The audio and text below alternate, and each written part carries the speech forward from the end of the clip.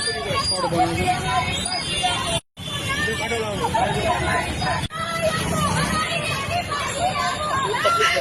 માંગણી છે, મારે ન્યાય જેવો જોતો છે। એ લોકો કેમ ઘરના ન્યાય મળે છે? એ લોકોના ઘરના ને સબ બોલાવતા નથી, બેસાડતા નથી, કાંઈ નહીં। એ લોકોને બોલાવે જવા દે, પડપૂછ કરીને। મારે તો સાહેબ હોમ જ મારી છોકરી 15 વર્ષની છે। મને બધા કે હું ના જાઉં ને સાહેબ, તો નથી પીઆઈ સાહેબ ને ફોન કરીને એ લોકો વાત કરી લે સાહેબ, મને કઈ ખબર કે મારી છોકરીને હજી આપી નથી। પ્રવીણા બેન, શું માંગણી છે તમારી? મારી છોકરી જોઈએ મારે।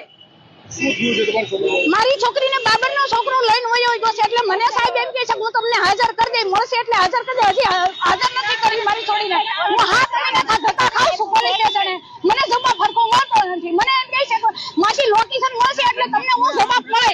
હજી લોકેશન મળ્યું નથી એને સાહેબને।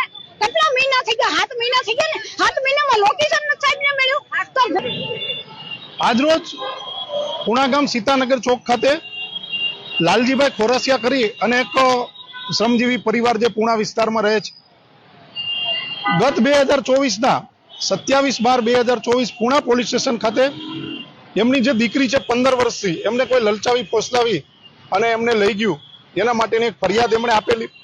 આજે 7 મહિના જેટલો સમય થયો, પુણા પોલીસ સ્ટેશન પણ કામ કરી રહી છે, સાથે સાથે ક્રાઇમ બ્રાન્ચ અને ડીસીબી આ 3 વિભાગમાં એ લોકો 7 મહિનામાં ધક્કા ખાઈને થાકી ગયા। એમના કહેવા પ્રમાણે ગૃહમંત્રીને ત્યાં પણ વારંવાર ગયા, હર્ષ સંઘવી સાહેબની ઓફિસથી પણ જવાબ મળતા બંધ થઈ ગયા અને એમના પીએ દ્વારા ઉડાવ જવાબ આપવામાં આવ્યો એવું એમના વાલીનું કહેવું છે।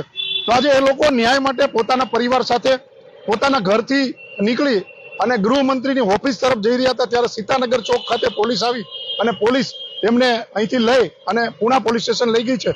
તો